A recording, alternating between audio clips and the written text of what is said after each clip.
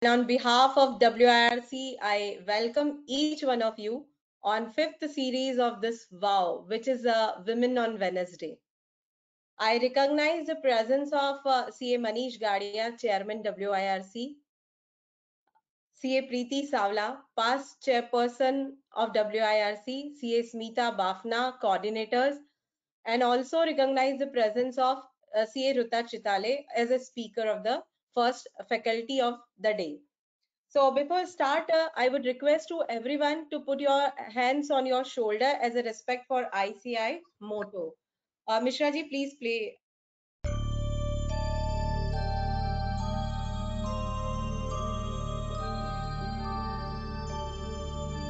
य एष सुप्तेषु जाग्रति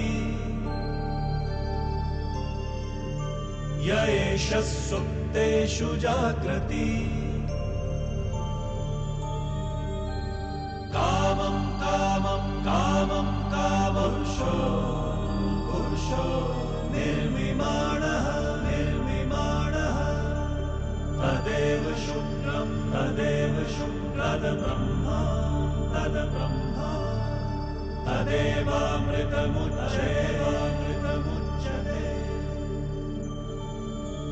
तस्मिन् लोकः शतः सर्वे तदूनात्यति कश्चन एतद्द्वैत एतद्द्वैत एतद्द्वैत एतद्द्वैत एतद्द्वैत एतद्द्वैत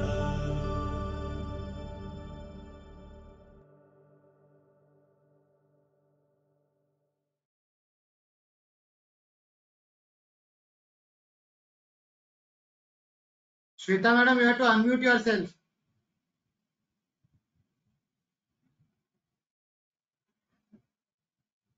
Thank you, everyone. Moving forward, now I would request to our Chairman WIRC, Manish Gadia ji, for his opening remark. Thank you, Shweta madam, for giving me this opportunity. And it's really a great to be here at this 5th in a series, WOW series, that is Women on Wednesday. This series has been started in the month of March, and it is liked very much, not in our region, but other regions also. Central India Regional Council also started a WOW series. They started following us on this. So they also started Women on Wednesday series in their region. So it's really a great initiative. As far as women members are concerned, WIRC have great regard for them and concern for them. Keeping this in mind, we have started a portal called Coach, where a woman chartered accountant can register and enroll themselves, and where the job employer can go through their CVs and hire them.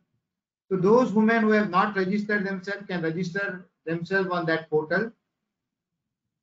Apart from that, under the leadership of Jayesh Bhai, aptly supported by Shweta madam, we have also started a mentorship program where a senior member can register himself or herself as mentor, and young CA members can become mentees, where they can get on-job training or off-job training, as the case may be, whatever they want. So this is a good initiative. You can take the benefit of the same. 24th July, WIRC is starting two things on that day. The first is the unique program called CEO Speak, a journey from articleship to CEO. A chartered accountant can become CEO. It will be a fireside chat, and the first CEO who is going to share his journey, his experience from articleship to CEO will be none other than Keki Mistry. It will be live on 24th July, 10 a.m. to 11 a.m. On 24th July, in the evening, we are starting with our capital market series, where all the luminaries of capital market will be speaker, whether it is Rakesh Bhanjwala, Nilesh Shah, You name it, all the big names will be part of this series. And on 31st, this series is going to be addressed by Minister of State in Finance Ministry, Dr. Bhagwat Karad. So tune in for WIRC for all this activity. Lastly, I want to share one more activity, that is what we call as TEL, Train, Earn and Learn, an innovative project under the leadership of Arpit Kabra. We are running this project where we are giving a training of 36 hours to undergraduate student of a college, so they can be ready to work with a CA firm. After going through this training, then we have already started their placement program. 600 such biodata are available with the WIRC. The firms, those who want to hire that undergraduate trainee, which are enthusiastic, already trained to some extent, but want to learn, eager to learn, are available. So you can register on WIRC website under the placement program. The fees is only 2,500. All the biodata we will share. You can call for the interview or maybe on virtual mode and hire such kind of undergraduate students. So thank you very much. Over to you, Shweta madam. Thank you, Manish bhai, for sharing initiative of WRC. It will definitely help to the members to update themselves. I recognize the presence of C. Arpit Kabra, Secretary WIRC. So, friends, since March, we have organized webinars on various unique topics under this WOW series. And in the same line, today we are going to discuss on audit updates, which is really important and need of the hour, we can say. So for which we have two different speakers today with us. So first, our first speaker is CA Ruta Chitale, who are going to discuss on the subject. I welcome Ruta on the platform of WIRC as a speaker. And now it is our duty to introduce her before starting the session, who is going to speak on highlights of amendments to Schedule 3 and CARO.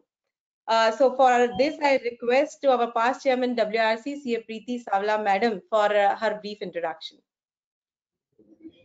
Thank you, Shweta Madam, for giving me this opportunity to introduce CA Ruta Chitale. She is a past chairperson of Pune branch of WIRC, which is one of the largest branch of WIRC of ICAI.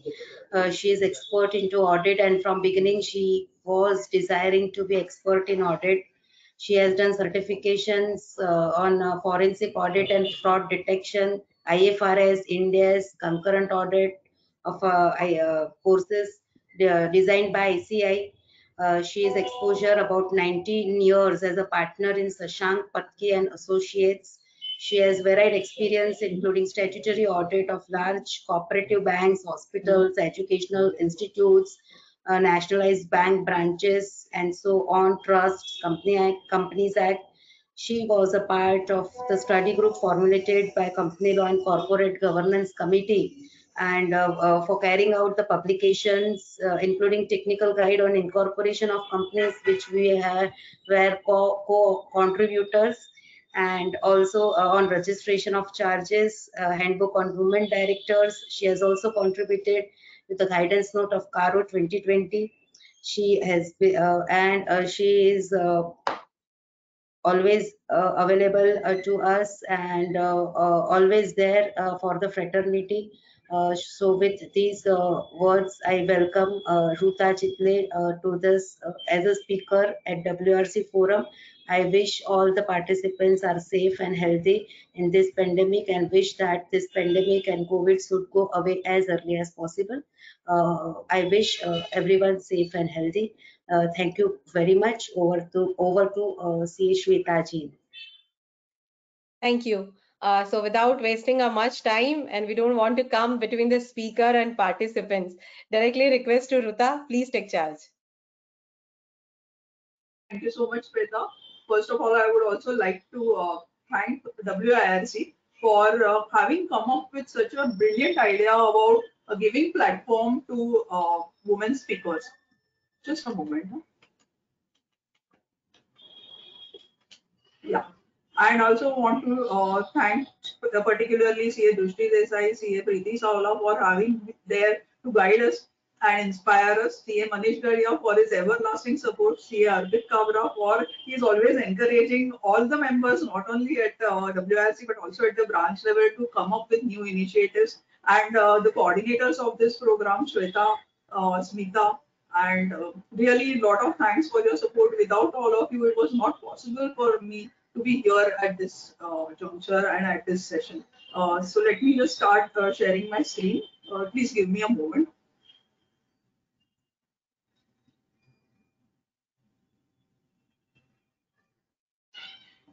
The screen is visible, madam. Visible now? Just went off. No, not now. It was visible earlier. Now? Yes. Yes. Okay. So we are now going to talk today about highlights of amendments to Schedule 3 and CARO. Before we go on to the particular highlights, let me talk about why this particular highlights were thought, why this particular amendments were thought of. First of all, it is the case that when we are talking about Schedule 3 and CARO, earlier there used to be a lot of reporting in CARO, but those questions were not supported by certain data in Schedule 3. If we have heard Amarjit Chopra sir speaking some few days back, he has perfectly stated as to why these particular changes were brought about. One of the primary reasons is that unless the company itself states something in its own final accounts, how the auditor can particularly talk or say something about those details which are not themselves mentioned in Schedule 3. So one of the reasons for having such amendments is to align both the CARO as well as Schedule 3 together. Now, as we know, what is general instructions for preparation of profit and loss account, general instructions for preparation of balance sheet. This is the format. Schedule 3 is a format for preparation of all these two statements taken together. Not only that, it also tells us about disclosure requirements and of AS also. It tries to combine it together. Please believe this, that accounting standards requirements are not substitution, or just because something is mentioned in Schedule 3, that is not the end of the story. But we have to think about all these three things, Schedule 3, accounting standards, and CARO in its total to understand the final accounts. CARO is of course given by the auditors, and Schedule 3 and AS requirements are to be complied with by the company. So in total, the user of the accounts would understand what exactly is happening in the company. Now coming to the amendments or highlights of Schedule 3, we will be discussing in two parts. One is the amendments to Schedule 3 and another part is amendments to CARO. I have particularly distinguished between these two. The reason is that the first part, that is Schedule 3, is to be done by the company, and CARO are the opinions or the judgments or of reasonability passed by the auditors, considering that particular aspects which are specifically asked by the MCA in CARO. So while starting with Schedule 3, the amendments are segregated into three sections. One, Division 1, where the financial statements where they are needed to be complied with, accounting standards are needed to be complied with. Then second, financial statements were Ind AS, that is the public companies, the listed companies, which are needed to comply with Ind AS. The specific amendments to Schedule 3 disclosures are made in Division 2. And Division 3 talks about disclosures specific to NBFCs. Now, most of the 90% of the disclosures are same as far as Division 1, Division 2, and Division 3 are concerned. Some specific part or two or three additional questions are given in Division 2 and Division 3, which are specific to Ind AS. For example, in Division 2, when there is a change in statement of equity, what are the disclosures which are made are stated in Division 2 instead of division 1, because in division 1 it is applicable to private limited companies, which we usually tend to see and check. Purpose of this amendments, as I said, it is alignment to CARO. Now, applicability, as you all know, the COVID pandemic is going on, so the applicability is CARO is continuously going on deferment. But right now, as on today, the relevant part is applicability is for not only for CARO but also for Schedule 3 is for financial year 2021 and 22. But here I want to state that the comparative figures for the financial year 2021 would need to be given, and so this current year, that is we are in the year 21-22, and the accounts would be compiled at the end of the year. But still I would ask you, all of you as chartered accountants, external, internal, both, to tell your clients that please at the same time of compiling and signing of final accounts of 2021, try and complete the requirements, understand the requirements of Schedule 3 as well as the CARO requirements in this current year, so that it is possible to make the disclosure easily available and also easy for checking and verification by the auditors. So though the applicability is from the financial year 21-22, but obviously the comparative figures for each and every figure, we will have to have a comparative figure, and the reason why we should think about it right now while we are finalizing the accounts of 2021, or in some cases they already must have been finalized. Now these are 20 divisions 1, 2 and 3. As far as areas which I feel are specific are 26, but the general disclosures are about round-offs, how there are some additional disclosures made, or rather the suggestions are made that how a round-off is possible. Then in case of shareholdings of promoters, now this is a question where what are promoters? Shareholding of promoters is to be disclosed, where the promoter's name, number of shares, percentage of total shares and percentage of change in total shares is also to be disclosed. The reason, if you really happen to think about it, is all the MCA wants to do is find out who is the beneficial owner behind all the transactions that are happening. If at all you go through all the changes which are made in Schedule 3 as well as CARO, somewhere, or even if you know about DPT, then the special beneficial ownership, all these things, all these changes are moving on towards some forensic angle, some investigative angle, which tells us, or the auditors also and the company people also, that the layers of investments, the layers of to reach the beneficial owner are somehow getting paid, thrown away, and one by one the MCA is moving towards the real persons who are going to be benefited by all these things.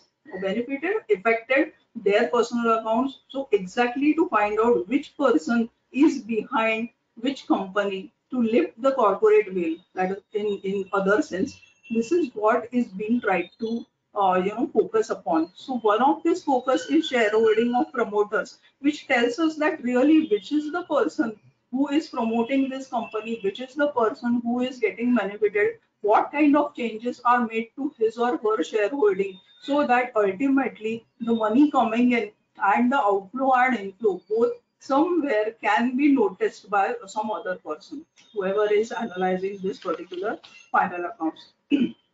Then the common, there are certain changes which are not put in highlights because these are only the changes in structure. For example, some one more addition to asset deposits and assets as security deposits, or in other cases current maturities of long-term borrowings were somewhere shown as non-current assets or any other place, but now the place of showing the current maturities to long-term borrowings has been defined and to be stated under short-term borrowings. So there are some changes which are related to the placement of certain items in the balance sheet. So this is general things. We will come to the specific changes made in Schedule 3, and these are very not only interesting, but these are the things which are critical also. So coming to trade payables and trade receivables, it has to be bifurcated and put in buckets of up to 1 year, 1 to 2 years. This is already written. What I would like to state is that look at the point where it is stated that disputed and undisputed bills of MSME and others. disputed as well as undisputed bills. The bifurcation is to be given for both this type of bills. And even if there is no due date of payment disclosed, I will just explain what is the meaning of that particular sentence. See, in certain cases, if the purchase order or cases of say the negotiation or even in the invoice, the due date is maintained on what date the bill becomes due. If such due date is not mentioned anywhere, then it is to be considered as the date of transaction. So from the date of transaction, this particular bifurcation is to be made about the due date of payments. What are unbilled dues? This particular disclosure related to due date of payment is also applicable similarly to trade receivables, in the sense that if at all there is no particular date stated anywhere, then the date of transaction or the date of invoice that is to be considered as the starting date of making this disclosure, because all these outstandings are to be bifurcated into these buckets based upon the due date of payment. Now, unbilled dues, these are particularly seen in contract cases. Say, for example, if you look at the definition of unbilled dues, it means what? Those dues that are recognized in the books of accounts as revenue, but the invoice or the bill is not sent to the customer. Those are known as unbilled dues. Now, you would ask me whether this is possible. Yes, this is possible, especially in certain cases of contract arrangements where the revenue is there, but due to contractual obligations, they have said that why you can raise this bill only upon this particular date, only upon happening of say X event. Doesn't mean that the revenue is not to be recognized, but these are called as unbilled dues. That is, the revenue can be recognized in the books of accounts. However, only the bill is not sent to the customer. So these kind of dues, if at all they are present, we will have to segregate this as unbilled dues both in trade payables as well as trade receivables. I would just like to let's go quickly to what are trade receivables, disputed bills and undisputed bills. We all know that if at all I means the company raises an invoice on its customer and the particular bill is not accepted or it is disputed by the customer, if at all such cases are in writing, then it is possible that okay, these are disputed, some kind of dispute has been raised, something is there on the record. Earlier, what used to happen is in CARO also or in presentation also, we were asked about that whether there are any such debtors that are not been provided for. Now, how to find this out? So it is better that the Schedule 3 requirement, it's the requirement given to the company that they will have to show, identify such type of dues which are disputed and which are undisputed. Also, in disputed and undisputed, there are two bifurcations. One, where the bill is considered as good, whether the debtor is considered as good, receivable, and second part where they are considered as doubtful.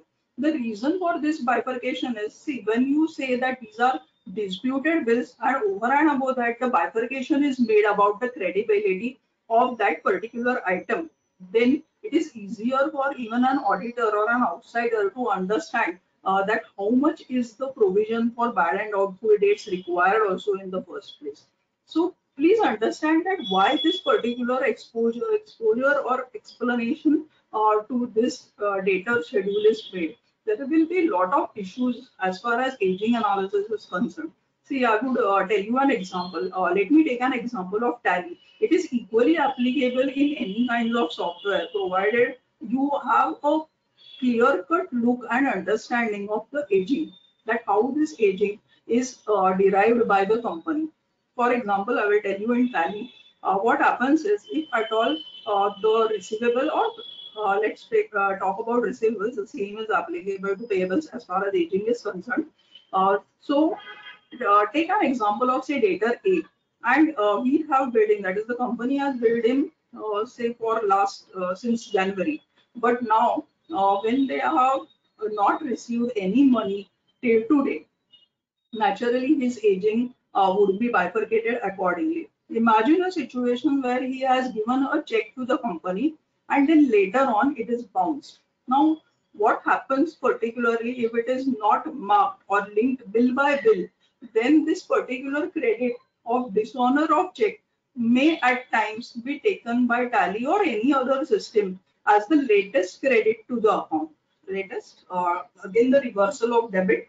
See, whenever we will take the check, then there will be a credit to the debtor's account, and later on when it is dishonored, again there will be a debit. But while aging of the analysis is made, we will not be able to understand, or rather the software will not be able to understand that this particular debit is belonging to the previous month or not. So we will also know from Vandana, who is our co-speaker for today, that what exactly happens in Tally, whether the aging schedule will give a correct result, when it will give a correct result. So I just wanted to point out here is that please don't accept the bifurcation and aging schedule of trade receivables as well as trade payables without first going into the nitty-gritty of the software which is carrying on the aging schedule. So please go through the one or two examples also where you can find out that really whether the aging is made correctly, because the entire schedule and our entire analysis would depend upon that particular software's process.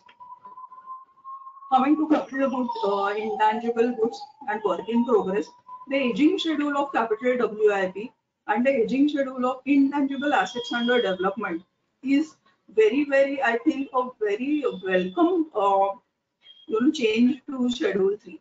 One of the reasons is that I've also seen in a lot of companies that the capital WIP till the project is complete, it keeps on piling up.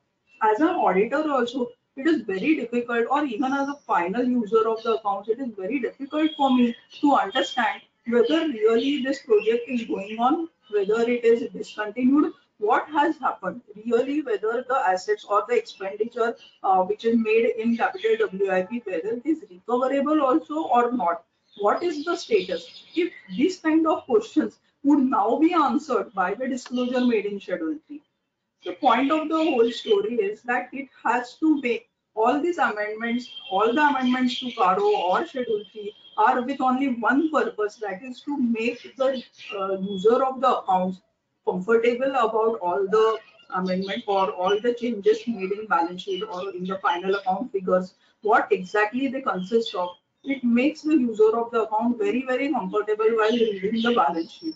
It becomes more reader friendly, it becomes more transparent, which is one of the the goals of Schedule 3 is to achieve that level of transparency where the user of the account would not have to ask questions, but rather the final accounts would be so robust enough to answer the user's questions in itself.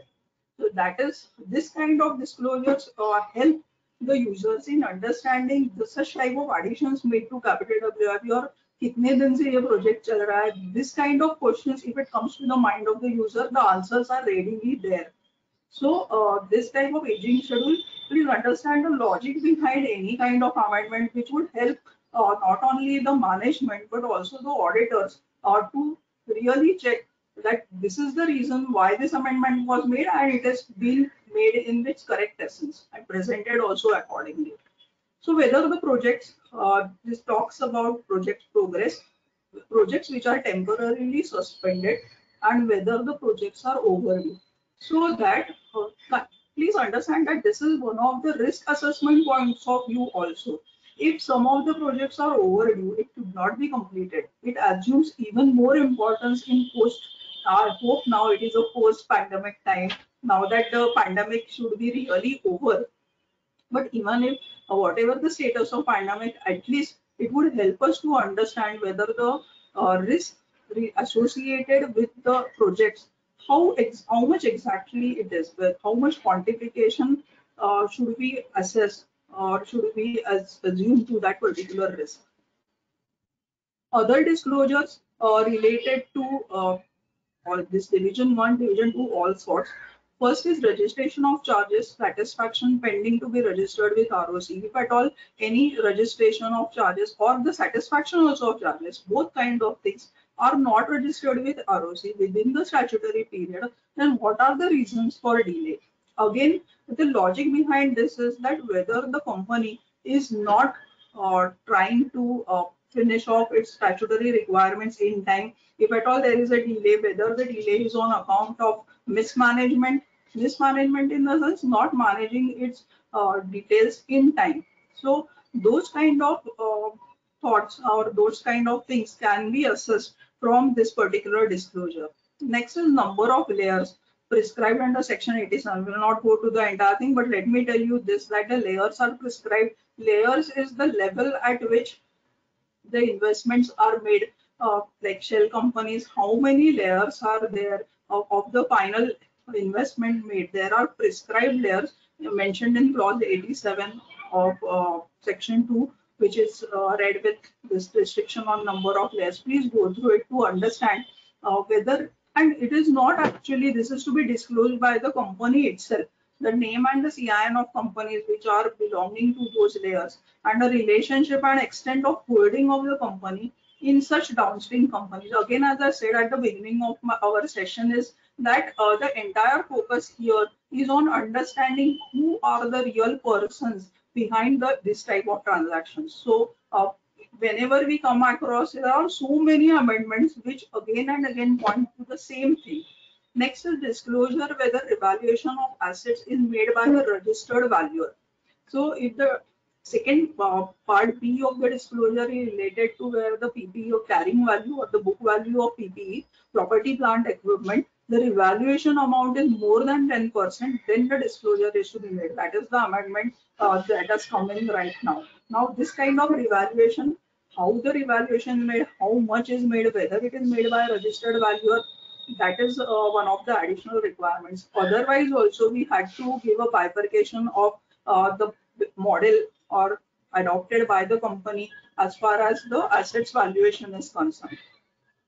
Next is a disclosure to the effect that books of accounts of the company are in accordance with the approved scheme of arrangement and accounting standards.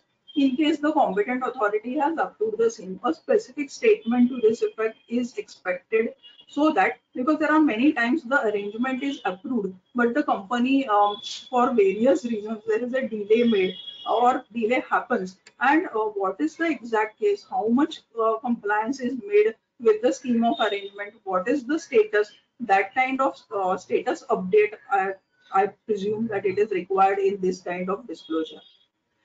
Coming, we will be talking about certain ratios here, and even the company is required to give this kind of ratios. Now the working of these ratios is not yet defined anywhere, so I hope ICAI as well as MCA comes up with specific formulas, clear cut. Even though we understand what is the current ratio, we also understand what is the debt equity ratio.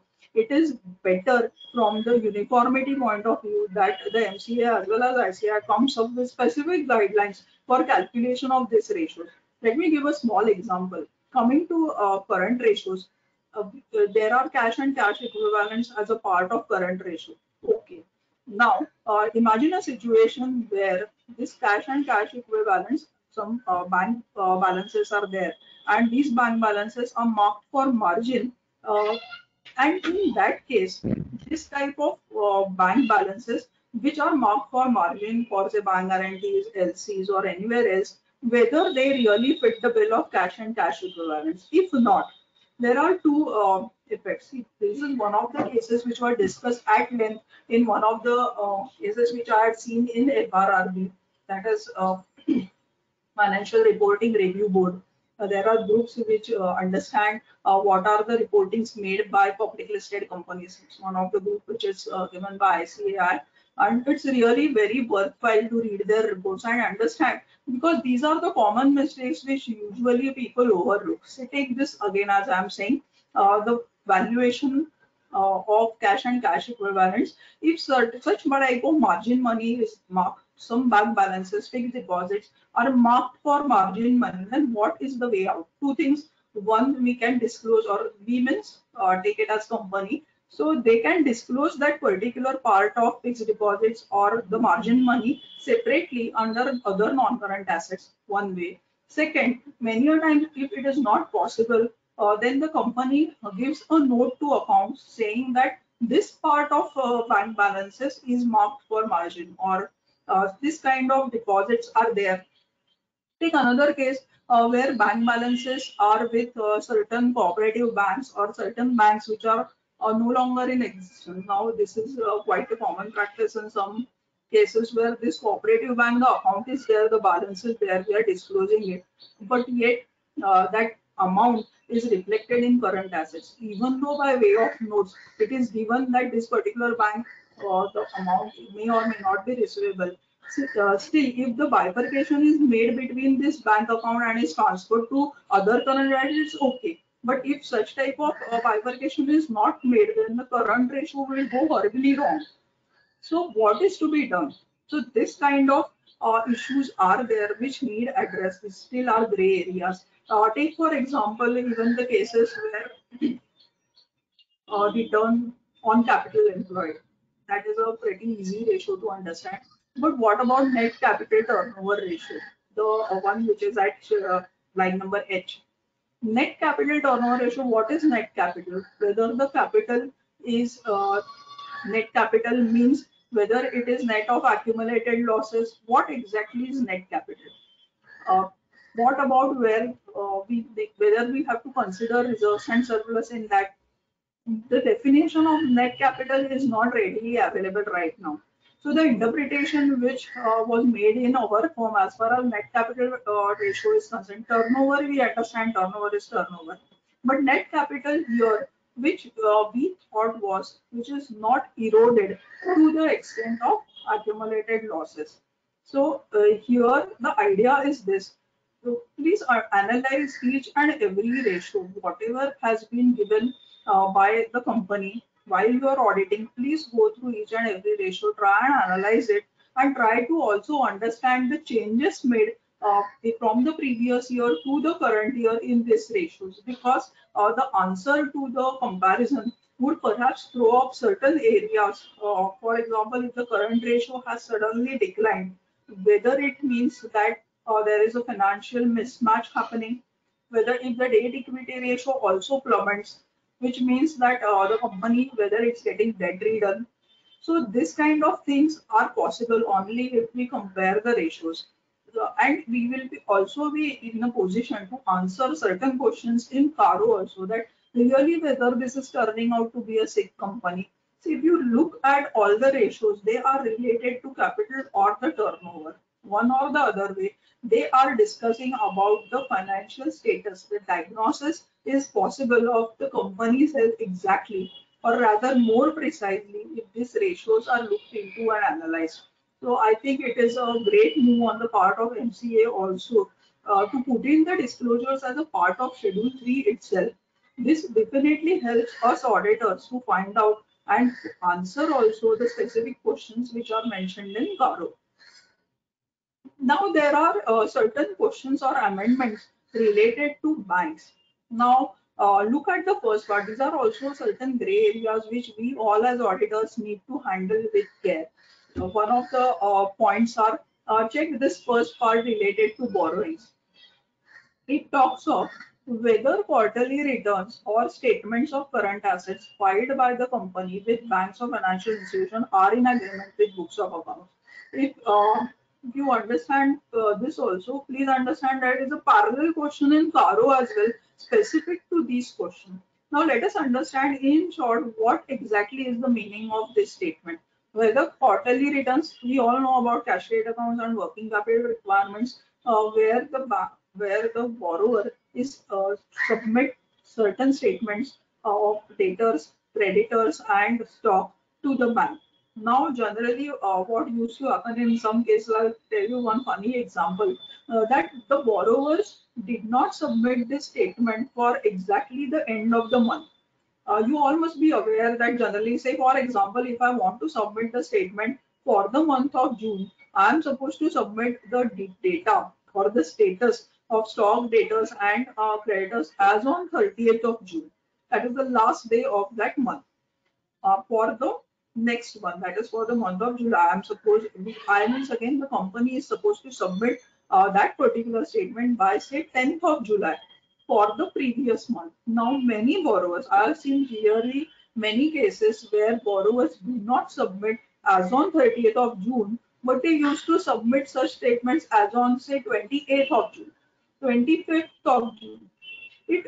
While doing the bank audit, I was always, I thought it very funny. But then when I really understood it, see, they are not, actually underlining the status of stock debtors and creditors as on 30th of June. I think that's pretty smart looking back. That so that at any point in time, if it is compared with books of account, they would have some wriggle margin of those 2 or 3 days where maybe they can adjust their books of accounts to match the statements as on 30th of June. Can you imagine how many such things are possible? So please look at the fact, and that's why I think that is the origin point of this particular kind of statement and disclosure. That whether quarterly returns or statement of current assets, which means not only quarterly returns, but if at all there are monthly statements also which are filed by the company with banks or financial institutions, they have to match the books of accounts. Okay, whether and if it is not matching, then the reconciliation, because it is possible that certain goods are were in transit, then or certain GST returns. We all understand how many problems are there with GST. Now, can you imagine that while absorbing certain costs, if at all there are problems in valuation of inventories, then this is a very much plausible, I'm saying plausible reason for a reconciliation item there. So it is possible, not only possible, it is possible also that there will be some reconciliation and reasons for discrepancies. So if they are material enough, then the Schedule 3 requires that the company should present these reasons very clearly in its final accounts. Which means again, please understand that if at all any borrowers, any defaulters, I mean probable defaulters are trying to hide behind this particular statements and they are trying to mislead the banks into their actual financial position, this would not let them do that. And even the auditor would also have to certify that yes, this particular accounts were really matching with the books of accounts, and if not, he would have to qualify. So this particular aspect, I think, has come up with because of certain problematic individuals who might have not submitted the correct returns. So please look into this particular aspect very carefully. I feel that of all the amendments made in Schedule 3 and CARO, this particular amendment is pretty dicey to even match because there would be changes, I feel, because of lot of things. So let's see how people are going to manage this and how we as auditors are also going to find out that really whether there are any differences and how the banks are dealing with it and how the companies are also dealing with it. Coming to the next point of willful defaulters, this was one elusive area as far as the balance sheet reader was concerned. We as readers would not or could not tell anything about the status of the loans, whether the borrower is in problem, whether the company is in problem. Only thing which we could make out from the face of the balance sheet was how much are its long-term borrowings, how much are its short-term borrowings, what are the current maturities. And we would have had, if really we wanted to check as a third party, then we would have to lot of calculations to exactly understand that previous year's maturity within 1 year, that is current maturity of long-term borrowings, whether they were paid up, whether there were no additions made, and then the level of current, I mean, as compared to the previous year, what is the level of today's borrowings. So there would be a lot of issues to understand whether the company was a defaulter, was also marked as one. But as far as willful defaulter is concerned, this is, I think, one step towards that. If at all the account has been marked as NPA, okay, no problem. But what if the banks say that yes, he is not only a defaulter but a willful defaulter to that? See, it would completely change the perspective of the person who is reading the accounts. So coming to willful defaulter, whether the company is declared as a willful defaulter, now they will have to give a self-declaration. But coming to the audit part of this particular aspect, I wonder how we are even able to find out that whether this particular borrower has been declared as a willful defaulter. I think the external confirmation of the bank should suffice this particular part, but I cannot imagine that whether the bank would be giving out such type of certificates that yes, this borrower is okay and there is no willful default on his part. This is again a gray area where perhaps we as auditors would have to be extremely careful and vigilant and about the communications made by the company with its bankers. And also, I think we should very strictly follow the process of obtaining external confirmations because nowadays there is a lot of rise in the frauds and auditors are increasing. I'm sorry to say this, but increasingly the auditors are put under the guard, saying that they are in connivance with the company. So please be extremely careful as far as the dealings of the banks and companies are concerned. Please obtain all the necessary information, whatever is possible, external confirmations from the bank, so that at the end of the day we are safe and we can say that yes, I have signed this balance sheet with this particular balance because I have this confirmation on record. Again, money laundering. See, all these changes again and again go back to finding out the money trail. If you have ever read the novels, which I'm so fond of, they always talk about, especially in criminals. If you have read books like Bankster or Fraudster, that talks about follow the money. Any movies also, if you see, they are always talking about if at all you want to find out a financial fraud, terrorist activities, anything, follow the money. So one of the reasons for having this particular changes is to curb the money laundering.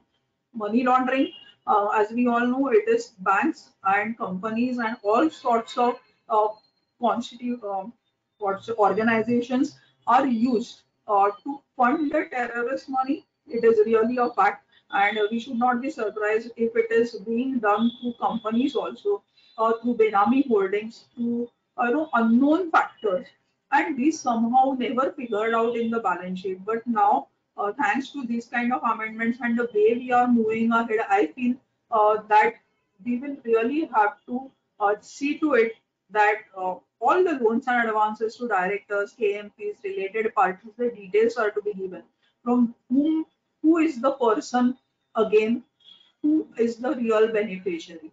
Now, details of Benami property.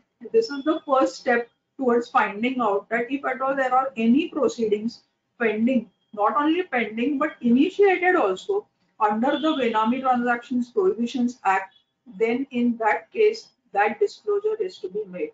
Again, the same point that how we as auditor are ever going to confirm this particular fact that the Benami proceedings are initiated. I would suggest one more idea to this. We are 10 minutes short of 5. So I will quickly tell this idea and then we will move to Caro. That one of the angles or two idea to check whether there are any proceedings is to go and check the legal expenses or professional and consultancy fees of the companies. Please go through the ledger account of this type of legal fees, professional fees, consultancy fee very carefully. Find out really why these fees are paid and to whom. If at all it is, there is no chance that the directors are going to pay from their own pockets. That possibility is very remote. So if at all there are any cases against the company, there is high chance that the expenditure would be made and debited to the company's account. So this is one of the starting point where you can then question the company about what exactly is the status. If at all you find out that there are lawyer charges, there are certain firms whose expenses are debited as consultant, and the reason behind that expenditure, if it leads to such kind of reasons, then that can be a starting point for you to find out that really whether there are any kinds such things are there in the against the company. Now, disclosure only if title deeds are not in the name of the company. If the title deeds are not there in the name of the company, There would be cases where certain immovable properties are held jointly with others, and it is being used by the company, but the title deed is not with the company. In that case, the details are to be given. Now, we will also see, this is again a question which is parallel to CARO. In CARO also, we are asked the same question about the title deeds. We are also asked about the Benami property transactions even in CARO. So coming to this particular point of title deeds, when we are going to audit any company's accounts, please visit that company once. I understand that in today's time it is difficult, and we are increasingly carrying out our audit based upon the scanned document. But please, I implore you that you must visit each and every unit of the company personally once. The reason personally means you can always send your assistant. I'm not saying you personally, but please visit it once. The reason is this, that what if the company's main office, the company's unit is at X place, and that place is not disclosed in your final accounts, you would immediately come to know that certain things of the company are being held at one place, but the title deeds are not in the name of the company. If you are historically its auditors, you would understand that this is the case. But see, the rotation is also there. So if it is possible that we are new auditors, or we have just been their auditors for say last 5 years, then please go and visit each and every place of where the company is located, what exactly is happening. This will also give us a view of many other things, not only of title deeds, but many things that are happening. Because as in bank audits also, our role as auditor is now slightly changed to a forensic auditor to that. So it is the expectation of the government, I suppose, that we must be very strong in forensic view, or rather professional skepticism, as is being famously said by people, that we must have a professional skepticism in each and every audit we have taken up. Next, that is the exact point which is related to professional skepticism. See, the company not to be employed, not to be acting as conduit entity for any financial transfer. Conduit entity means a person who is doing a licensing kind of thing between the actual beneficiary and the person which is giving loans. This again is related to money laundering or hawala transactions, benami transactions. So the company should not be used as a go-between this particular thing. So even if there is no balance of this type of transaction as on 31st March, does not mean that we are not supposed to see those transactions. The entire idea is to go back to the basic transaction audit, find out if during the year such kind of loans and investments are made by some other third party and then given to KMPs, given to directors, and then they are returned back and the account is closed nullified. See, this also affects 269 SST, but it might talk about, many times I have seen that people talk about only those balances which are pending at the end of the year. Does not mean that. Please also concentrate on transactions which are happening during the year as well. Okay. Coming to P&L, this is the last part of amendments to Schedule 3. Don't worry, I will not. I will be just going through CARO as quickly as possible. I understand we also have the next session in place. So quickly to go to P&L account, undisclosed income. So it is reconciliation of income tax and Companies Act. The details of transactions which are not recorded in the books of accounts have been surrendered or disclosed as income. Now they have to be a part of your final accounts, and these are to be specifically disclosed as such.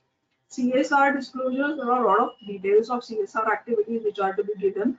The main part is when a provision is made with respect to liability incurred by entering into a contractual obligation, the movement of this provision during the year should be shown separately. It should not be only the closing balance, what was the opening balance that was in the previous year, now the closing provision balance. No, not that. We also have to disclose the reasons and the movements. कितने आए, कितने गए, provision पहले वाले का क्या हुआ, आज के दिन के provision क्या है. So that is one of the things related to CSR disclosures. The next part again, this is part of P&L, part also of money laundering things.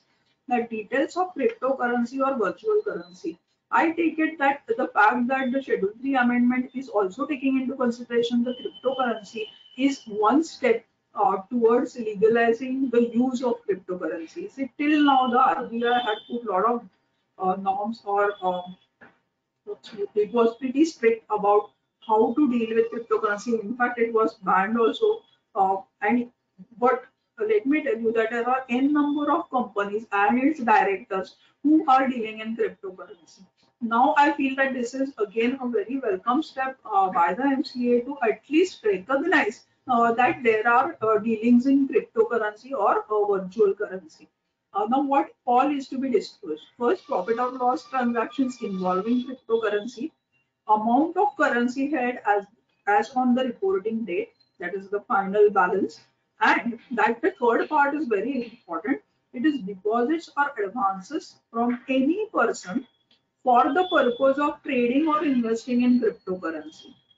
See, the details are to be what all is to be disclosed, not only the dealings or transactions and the profits or gains or losses, not only the level of crypto transaction, I mean the amount of crypto transaction balance, but also if at all there are any persons who have given such type of advances for dealing in cryptocurrency. Because till some time ago, the account of cryptocurrency was not there or could not be opened in company's name. But now they have kind of the person who uses that account who deals in cryptocurrency and the name of the company uh, in whose name that entire dealing takes place. So it is required also that who all have brought in the money as deposits or advances inside the company's account, and then the cryptocurrency account has started. This again, as I said, is a link back to the money laundering activity. Whatever is coming inside the company, any kind of funds need to be seen with microscopic view to understand really from where this money is coming, be it promoters, be it income, be it any kind of money inflow, and then the money outflow. So the entire focus of Schedule 3 amendments as well as CARO are on this particular angle of looking at the inflow and outflow of the entire company's transactions during the year. Coming to CARO quickly, we will go through main amendments. I will not dwell much upon that.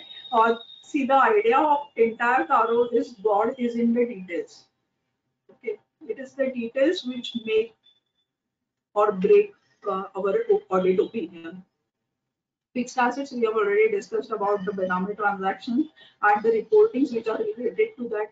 This also, CARO also talks about revaluation of PPE, which we have also discussed as amendment to Schedule 3, if at all there is any revaluation, registered value and all that. Coming to inventory, there are two things which I would like to state considering the FRRB. One is these all details are there. Yes, see this part C, which talks about sanctioned working capital limits in more than 5 crores of rupees. Then in that cases, the quarterly statements that are filed with banks or financial statements have to agree with books of accounts. So there is a disclosure made by the Schedule 3, and then we as auditors, as a part of CARO, we also have to check that. That is where the amendments become aligned. That is the very reason for amendments to Schedule 3, so that this type of things are aligned to each other. But a small point which I would like to make about inventory is most famously, in many cases, the disclosure of inventory in Schedule 3 is made as taken, certified, as taken, valued, and certified by the management. Now, when one person says this, taken is all right, who else will take the inventory? The management has to take the inventory. As far as certification is concerned, okay, taken and certified, that the management is certified that yes, this is the inventory that is taken. What about valuation? There are many comments where correct, I mean it was frowned upon if we are saying we means we are signing that the inventory is valued also by the management. It is okay, but valued and certified by the management, which means we are shirking from our responsibilities as auditors. We are the persons who should be certifying the valuation. So we need this is just a digression from our main topic, but I just wanted to say this at this forum that please go and also find out that as what exactly is the disclosure given in Schedule 3 in front of inventories. As taken and certified by the management is the correct wording. As taken, not valued by the management is okay. They are only valuing it, but valued and certified, they are not certifying the valuation. We are the people who are going to certify the valuation. So this is just one thing. As far as clause 3 is concerned, please be very careful about the loans and advances given, because again, this kind of group entities to whom that is provided, that additional reporting is now to be made. See 185, that section is very important. Please go through section 185 very closely. There are problems and there are issues that many directors take the money from the company. They go not reported. In fact, there are some frauds also happening in that. And if at all they are not reported and section 185 is hit, then we as auditors might land in suit as well. So please be very careful while checking the director's remuneration and the dealings of the directors with the companies from the viewpoint of section 185. Also check 186 where the registers are also maintained. So clause 5 talks of deposits. We have to talk about reporting of deposits which are accepted. Please go through acceptance of deposit rules 2014. Point is that many times if certain amounts are given to the company by the directors or other persons as say an advance or certain amount is paid, please go through it that whether they fall under the point of deposits. Hi Vandana, I understand that you need to talk, but I need to complete some 3 slides more. Next is statutory dues. Reporting now includes GST, reporting of disputes in case of all types of statutory dues. All types means it also includes whatever is even linked to labor laws or any other laws which are timing and course are applicable to the company and are disputed. So please go through the applicable list of laws which are applicable to that particular company. If at all it is related to exports, if it is doing exports, then there are FEMA laws also. So it is not only statutory dues but all types of dues. And if at all any penalties, any kind is levied, please go through it that whether it is disputed or not. Coming to unrecorded income, this again is a clause which is also finds links in the Schedule 3 amendment which is made, and especially with respect to income tax assessments, where the outcome of the assessment is that the income or the amount is not recorded as income. So this particular CARO and that clause in Schedule 3 are aligned to each other. Expenses disallowed are not mentioned as a part of CARO, but only the income which is not recorded is mentioned. So again, this is the gray area in CARO. Lastly, the usage of default of interest payment is also covered. Application of term loan. Now, this is one point which I wanted to make was related to term loans. Please be very careful as to the purpose for which the amount of loan was sanctioned and whether it has been diverted by the company. This particular clause gives rise to lot of litigations against the auditor. Why? Who gives rise to litigation? The banks. The banks say that I had sanctioned the loan for say X purpose, but the auditor should also state that exactly where this fund was used, how it was used, and whether it was used for the sanctioned purpose. Coverage of reporting is expanded to include all types of lenders. Earlier it was only banks, but financial institutions or any other lender for that matter who has given loan to the company. Now, if the company has taken loan but not applied it for the purpose for which it had taken, then again we as auditors are required to report it under CARO.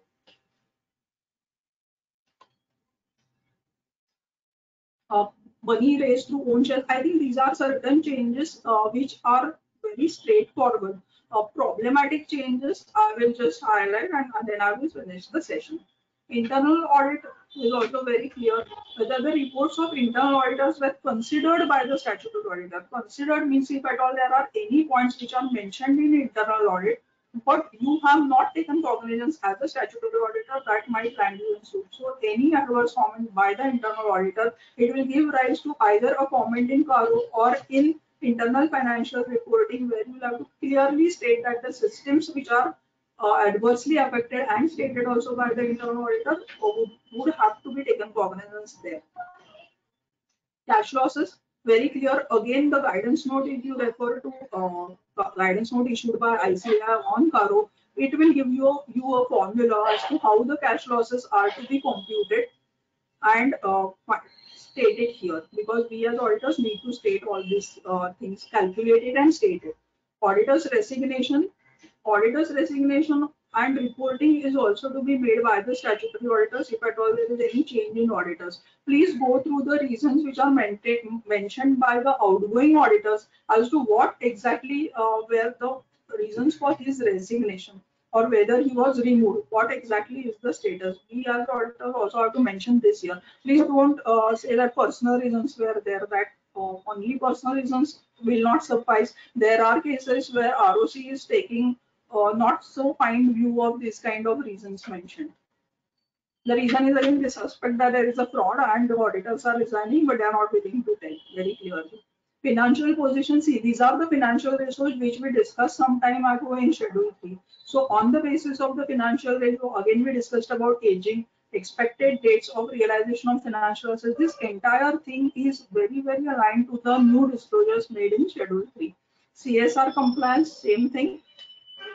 CFS, in certain cases they are reported. Please go through, again I would tell you to go through the guidance note on CARO. These are the credits, so thank you for these three people and some my senior partner also for giving me certain inputs. Lastly, this is the last slide, Vandana. This is one slide which is really close to my heart, and I thought I would end the session on this slide. This is about a structure which was in Amsterdam and which was titled exactly as absorbed by light. So I hope and I wish all of you that please come, don't get absorbed by the light. Let's come out of that absorption and let's more focus on the things at hand and not get carried away by WhatsApp or all our mobiles. So thank you very much. That is the end of the session today. Thank you. Thank you, Ruta, for the very knowledgeable session. And it was really very informative. And you explained very well. Now I would request to Smita to propose a very well deserved vote of thanks. Good evening, everybody. It was a very informative session, I must say. The narration of various examples has made the topic more interesting and practical. On behalf of WIRC of ICAI, I thank you, CA Ruta Chitale, for the knowledge shared by you on this topic, and as well as the precautionary measures you have suggested, which were very important in the current contemporary scenario. Thanks a lot for excellent delivery on the subject matter. I also express my sincere gratitude to WIRC Chairman CA Manish Gadia sir for his gracious presence in the session. I also extend hearty vote of thanks to Secretary WIRC CA Arpitji Kabra and past Chairman CA Pritiji Savla for joining us in the session.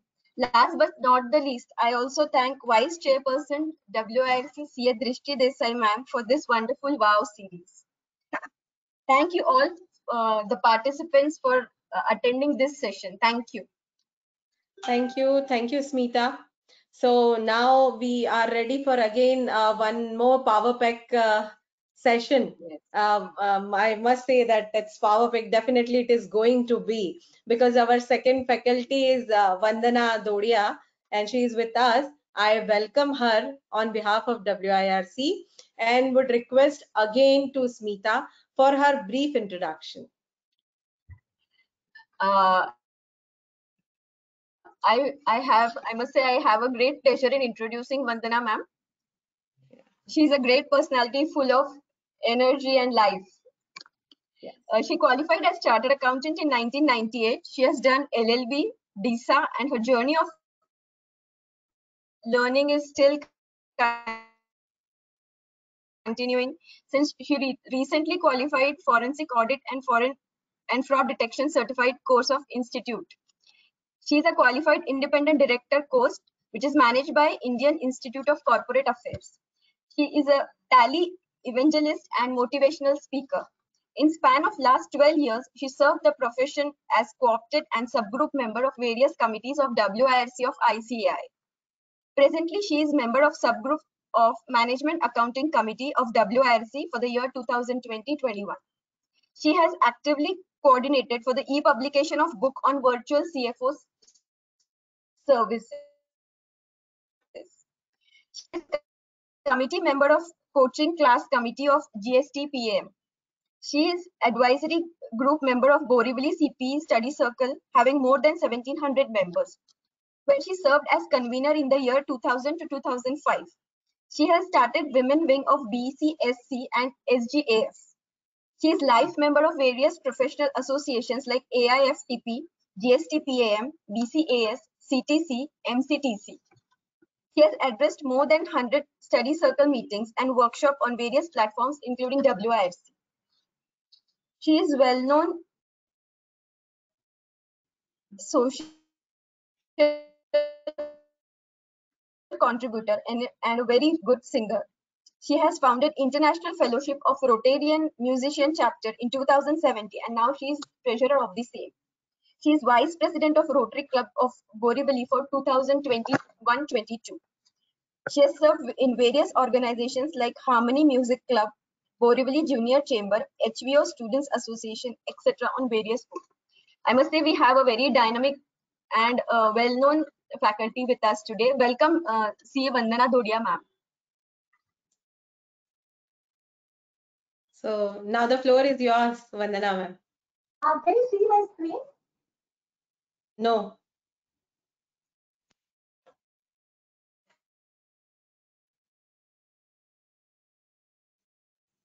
We can't hear you.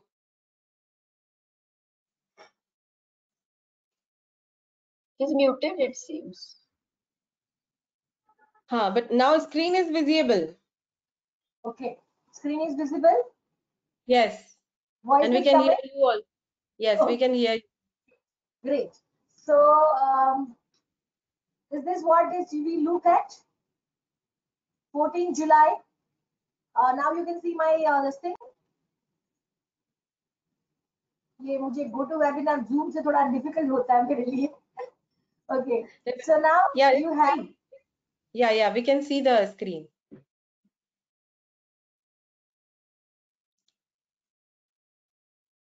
Going to do is perform digital audit through Tally and Go paperless.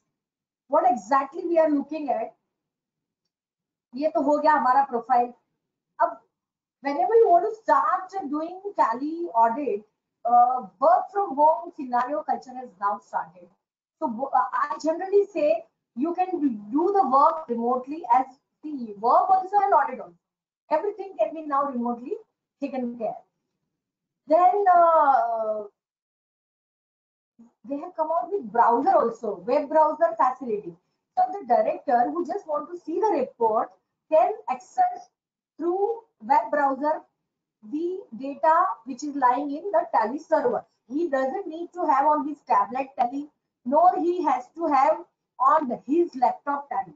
That is what is all about. And there is also rental optional for the TUV. There is a tie-up of institute with the Tally that we all know, and we can get the Tally at a very discounted price. So nowadays articles are working from home, so they also want to access the Tally. That also we will just showcase how it will work. Even clients accountant want to clarify their doubts with our articles or with us. That all need to be exactly covered. So the Tally multi-user, what we are getting is in the LAN environment. But Tally also give you 10 user facility which you can use through online facility. So one, my user ID is through my email address, which is registered with the ICAI. And another one is then further I can give 9 articles this thing. I'm sorry, I never addressed the gathering. Good evening and thank you, Smita, for a wonderful introduction. Sweta is there. Ruta, I just had that slide of lights.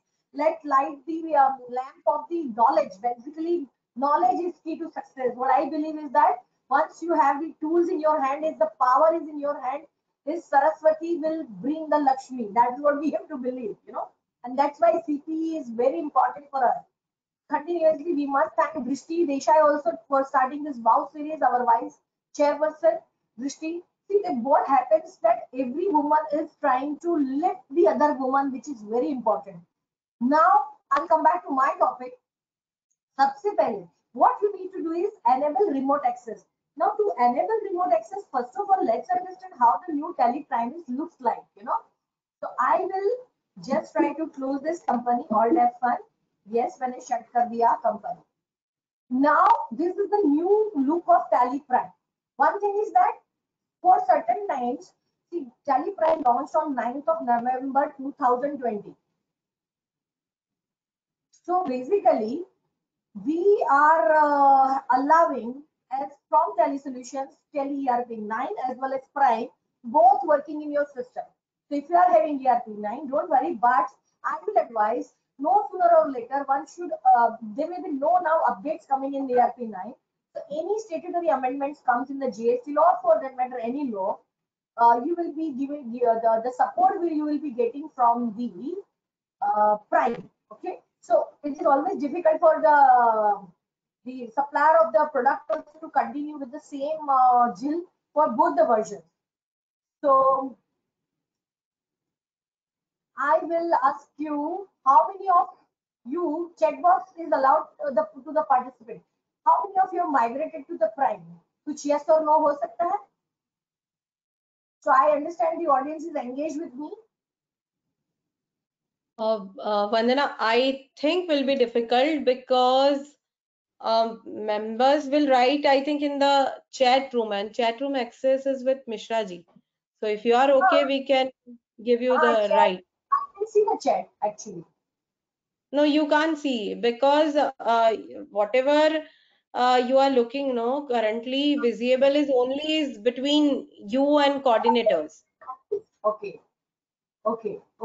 So you want me to make you organizer? As the case may be, because see, I want the audience should keep on asking me question, then only it will make some fruitful outcome to their life, because I may have 10 things to show them, but there is some pain points which they may be going through, or in between they want some answers. We can Okay, allow. so let me ask to Mishra ji. He can do that. You talk to them till the time I am just showing remote access. Huh? Fine, Okay? fine. Yeah. Okay. So ultimately, let's go to some company.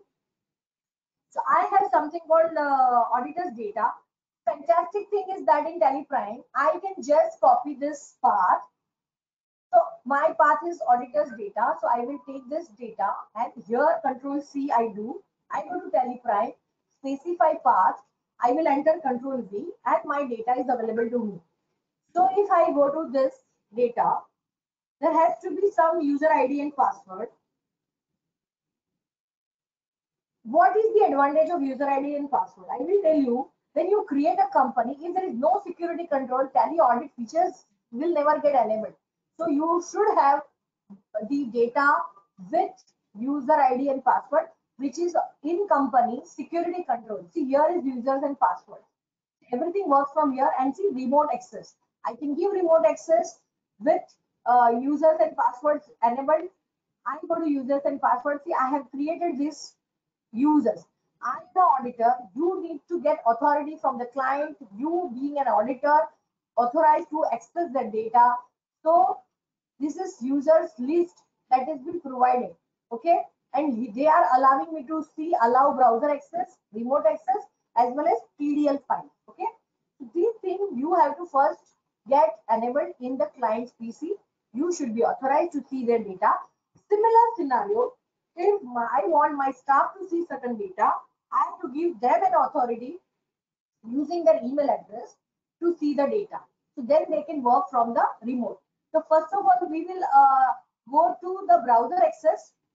Browser access, when you click, you have to have that data on. I once again repeat, a company's data should be available for view to the client, director, anyone who want to check it, who has been authorized to check browser access. So here is the connect button. So once I click on a connect button, it will show me connected for online access. So unless the data is connected, you will not able to see it. So once I have done this, I can go to my browser. Now I have to go with my user ID, that is cvbdncoca@yahoo.co.in. This was the ID I linked with while purchasing the Tally license. I hope I remember the password. So if password is wrong, I will be again prompted, and you can always correct it. F5 करके आप relogin कर सकते हो in the Tally itself. Okay.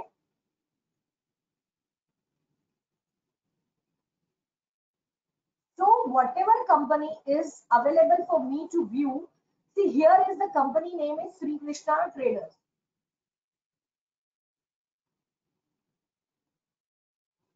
यहाँ पे you see the contact details is company display name is National 1213. You see my company. Sorry to interrupt you, Vandana. I can now get the questions.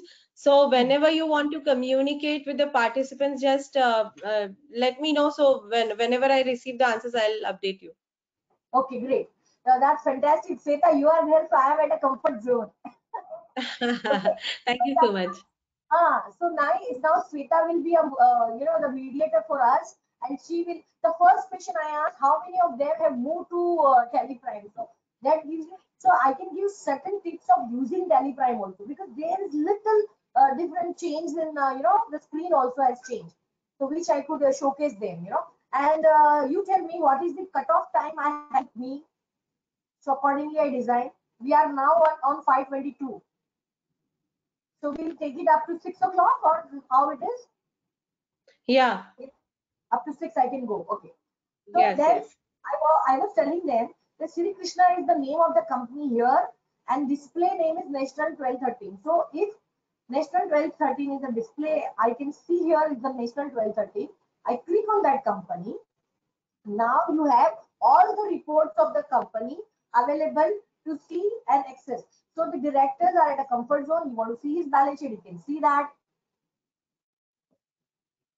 He wants to download, he can download in Excel or PDF as the case may be.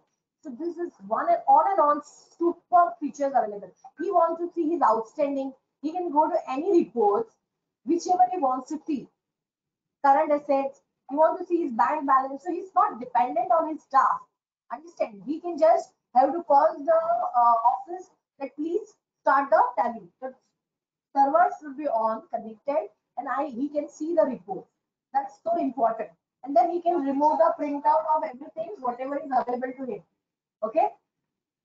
Fine with you? Yeah, one question is coming that I got Tele ERP 9 from ICI scheme for chartered accountants. Can upgrade to Tele Prime? Yes. Any scheme has nothing to do. You should be having valid license, and then just go to telesolutions.com website and download the Prime. And it is there. It should be a valid license. That's the only condition. So you must have paid. You have to renew. Expiry ho jati hai. Every year you have to pay the renewal price. If you pay the renewal price, you will be able to download the Prime and you can go ahead with it. So I think Sweta, you will like to agree with me. This reporting is so good. Like the owner don't need to do data entry. He just want to see layer outstanding. He can go and just check. Are you getting me? There's such a fantastic report available. On the go, you can check everything, whatever is available and whatever you like to check. You can have stock query also. I want to see what is my item lying, uska query. So if that item is containing, everything will be given here in this format. So that gives you an insight. What was my last purchase price, everything, cost price, everything is available. Just put on a stock query. I think this is fantastic. So I'll just log out. Web browser, any questions if the participant have? No till now. That was the site telesolutions.com. You just have to download. Okay. Got it. Upgrade now. And then Tally, you have to just, you can download. Renew, you approach your Tally partner also, or you can directly renew. So now it's very user friendly. Okay. Let's go back to the Tally.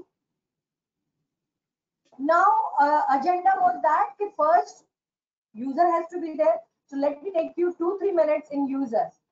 So when you go to user roles, inbuilt in Tally, data entry comes, tally.net user comes, tally.net auditor comes, and owner comes. Rest you can create on your own depending on whatever features, enabling features you want to give. So for me as an auditor, I press space bar. These are the security lists available in that Tally. So from this, they have given me the ownership right because I may be checking and then control A and then again control A to save the screen and get out of the screen. Then you go to, I already showcased you, okay, what are the users and passwords. So these are the users with access given to them. Okay. These you need to understand, and you will give access to your staff using your user, tally.net user. I can authorize them to use the data on their laptop, not having Tally official Tally, but only just they have to download the software from the Tally website, and then they can log in through license. So I will show you the scenario. Okay, so just I have downloaded the Tally. So I will click on Tally Prime. I am now taking you to the other person's point of view. So give permission to remote user, connect the company, use login remotely with Tally not ID, net ID. It is what I will now showcase you.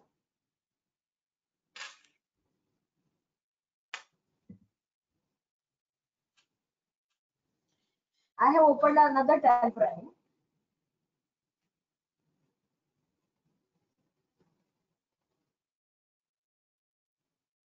Okay. Now I will have, see here, select remote company. And imagine the scenario, this is the person is sitting at home and he is having this Tally, select, and then person has to log in through remote user. So one who is authorized can remotely log in using their user ID. And here it will be shown which company is right now open for you to online check. So once I get into this is how it will look like to me. And it's, believe me, here it will be shown that company's name and the display name, and then remote user login details also, remote ID, remote login time, what time the person entered, that all will be shown to you. Okay. Then I will do one entry. Imagine my article is sitting at home and do entry. I am showing you entry. Display statement statistics. So as of now, there are 997 entries. I go to this. In the month of March, I want to make one payment entry. So Alt F2, 31st March. I'm just showing you that I'm doing some conveyance entry charges, say 5,000 to cash. Okay, it is 5,000. Okay, control A. So my DSS become 998. Let's go to the original Tally where connected for online access. Understand the difference. This is the server machine who have given the right. You will find this C. That means this is connected company. I'll go here DSS 998. So it is immediately live transactions are exchanged in between. Understand that. I have done the payment entry. I have to go to the payment and check that entry. So it is a 5,000 coming 31st March 13 conveyance. Now if I do F12 configuration, I will like to see who has done that entry. So entered by, I am pressing yes, and you will come to know this has been entered by Vividians POC. So whosoever is doing the entry, you will be able to gauge only when your data is having security control in place. Are we getting? So remote user selects and start working on a desired company. That's what from these two companies I selected national and I started working on it. how this is enabled. Someone may have the questions, so I will just Alt F3 change. I want to alter the company. Here, if your security is not there, enable tally audit features you will never get. So whenever you enable this company, when you create a company and you have an existing company where you don't have you have not enabled the security control, you go and select this control user access to company data. Yes, and you put a password, well, user ID and password. Please remember the password, and then you enable tally audit features. Your problem is solved, your life is set. And then there is something called tally audit. Here there is a one module available to you where you can see which users have done how many entries, who has altered. Every detail is available to you. Transaction wise, you can come to know what is happening. Okay, so entered by Maulid, admin has added it. So this much information by default in Tally is available. Moment you enable the security control. So now let us go to the Tally paperless audit. So now when I say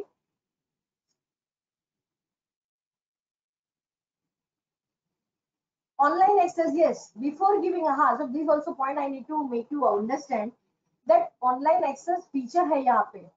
Browse access for reports. That you have to enable, otherwise वो connect button चालू ही नहीं होगा. So that will not, functionality will not be enabled unless I put enable browser access for report. Yes, enable tally.net. It is in features, F11 features. Would we make PPT? It was in live sometimes, and this we have understood list of users. You have to users and passwords are there. You select from that and give them the authority. And these connectivity status we have now checked. It is available. Okay. And then this also I have shown you remote user login. I have showed you timings you can see, and now reports in browser also we went there and we already checked it.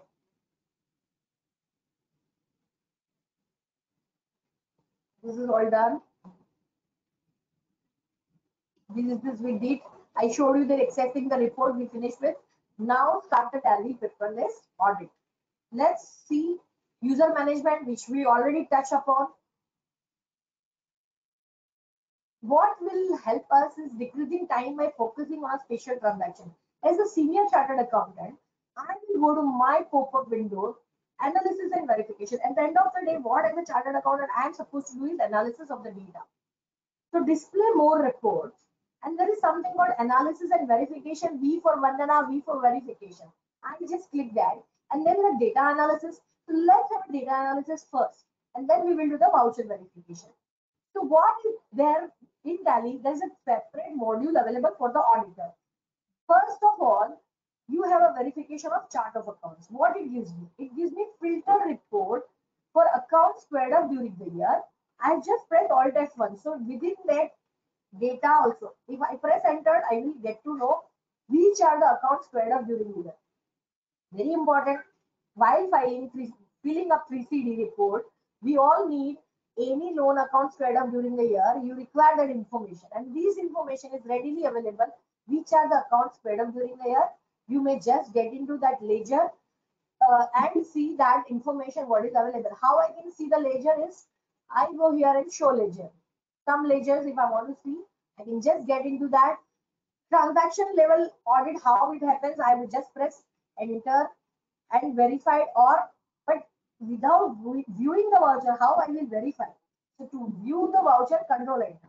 When I say control enter, the voucher is in front of me, and I will have a physical copy or scanned image to verify the transactions, and then as a auditor I will press OK, and then it will be done. My verification note. Now what is verification note?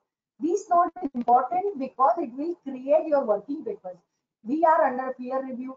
We have to have the trail. We need to showcase the transactions that actually pass through your eyes. So these are Excel. You export everything into Excel. This will become your working papers. Okay. I was having this B Ramesh. Let me just check B Ramesh, and I can just see show ledger, and there is a cash transaction. So whatever is paid up during the year, you as an auditor will have a one point contact, Then you can have whatever recommendation, whatever your observations, that is all. I want external clarification. I can just paste here, please clarify, or whatever you want to write, XX, and clarification you want from whom, that also you can write. This is how one channel has been done. Then second, not used during the year. So they are giving you filter reports. See, ultimately, data analysis is what you at one fingertips. What we do generally, as on today's date, we go to Excel, we export all the data in Excel and then do pivot, then do we look up. Here, everything is filtered and kept ready for us. Only balance, no transactions. So you need to understand. Yes, if the characteristic is okay, fine. If not, then you need to check why there is no transaction in that particular ledger head. Use only in current year. So these are the 4 types of filters. Data, classified data has been given by Tally to us, which we can use depending on our requirement. Same filter is available in inventory. Stock items also, you have negative stock, not used during the year, use only in the current year. So one go. We used to see exception reports. If we in ERP9 exception report, and I will vouch for that. ERP9 has a more audit module is more vibrant. There is audit planning program is also there, and MSME registration is also there, which is not there in Prime. That I am requesting Tele Solutions to bring back because it was very important feature. I need to have a planning. I need to have a program. Okay, for that matter. So that will be now, we are working on that. They will, the Tele Solutions are working on that, and it will be no sooner or later will be coming for us. Okay. Now, verification of balances, what it implies. There is a no previous year. What we generally advise the article clerk need to first verify the opening balance is matching with the signed balance sheet. Okay. So if the last year data is finalized at your place, or you will get the last year finalized data, and then you will have the comparative company. So let me press F7, compare company. I will have a F3 company. This is my company. So I have a compare company. Which company I want to compare with? 11, 12. So I have I've posted it in the same folder for the sake of convenience. You may have a different folder. So now here it is showing me 12 and 30. Okay. So now I just press enter and go back to this. Now it is giving me comparisons. Both the companies. Differential. If anything is indifferent, immediately it is highlighted in the red color. So that will save a tremendous time, and then you do the exercise of asking the client's accountant to address the issue. Normally it is not the case, but in the initial, like finalization is going on, they have splitted the company, there may be issues, so you need to work on, and this feature really helps us out. Mane pani dega. This is one of the very interesting feature which I find in Tally. Okay, what exactly my basis of forming an opinion comparisons? What is the important task I will assign them? So you check this comparison. So let's have some comparisons. I have a group, base group is a sales account, and then I compare it with the expenses indirect, and the period is coming directly by Tele default. And now once it is a toggling key, you understand. Okay, for you, you are doing monthly review. You can have a comparison with last month. You can have a comparison with last month or previous year. So whatever you want to do, you can do with this kind of comparisons. By default, it comes, and I just press enter. In a click of button, I am having variance analysis, which will enable me to decide which are the gray areas where I need more attention and focus as a principal. My staff will also go and check certain areas which I will plan out looking at this scenario. So here there is also advanced comparison. So I can add a new group also. Not only single that group, another group can be added, direct expense if I want. And they have given me cost center comparison also. So the company is having cost centers designed, you can have a cost center comparison also. So there are layers available to you. This is indirect expenses. Let's go little down and we'll have a direct expenses. So it becomes so easy for an auditor to find out the first aid information. So these exercise we are doing in a half an hour. Moment the daily data comes, I always advise that before quoting audit fees, just have a look at DSS, how many transactions the company is dealing with. That is the first criteria you will for a quotation. And another quotation is that how much huge work we have to be getting involved into the data is scattered or finalized properly by them. So I hope Shweta will vouch for this. Analytical procedure is one of the finest feature they have. So much so 100%. so much so, and readily, I don't need to see cost category with group, cost category with cost center. So anything you want to fiddle around, check around, you can do it. You know, ledger to ledger comparisons. So this all is readily available in this module. This module gets enabled only if you have a security control. Understand that? So now we go to the next item, that is pending documents. This is net pending receivables. This feature shows me when I'm going for a receivable, something is highlighted in red color. So anything, a creditor having a debit balance is parked here. Also, there are some on account vouchers, so which we will ask the client to need to look into. So all this is very important. What I'm trying to highlight is that readily available information is there. Make use of the same in doing your digital audit. Same replica, if payable having debit balance, it will be highlighted with the red.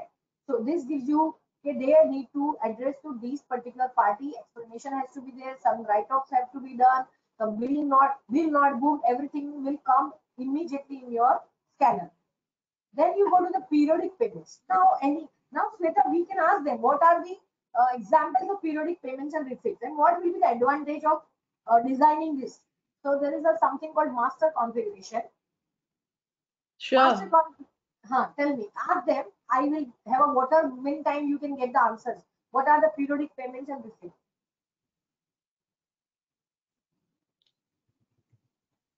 No answers till now.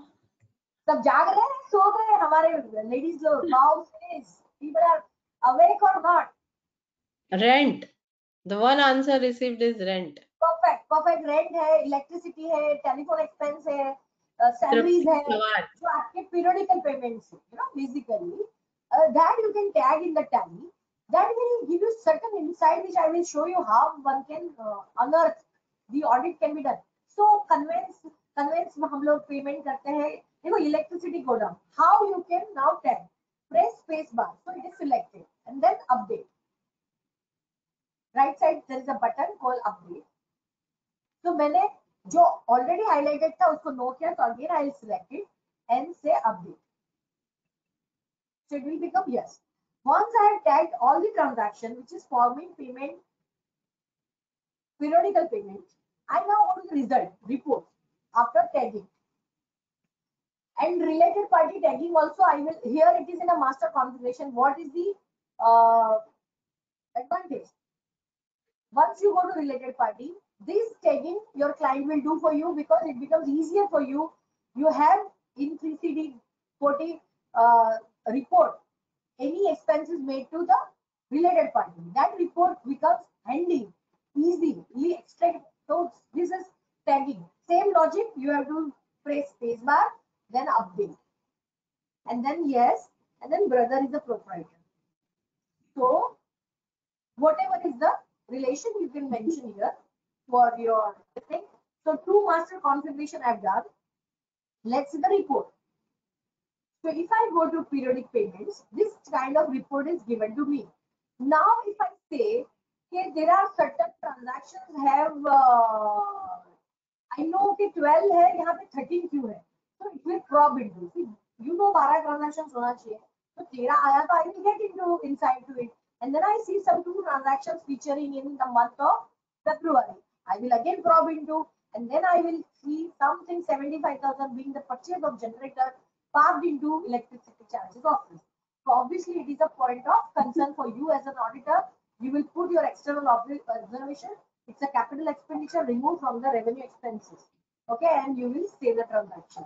So So this is how the actual audit happens when you are doing, and this will prompt you, whenever you now telephone expense, there are 14 transactions, so it will also address took my attention, why there should be two. So there are two transactions, so bill is booked twice, right?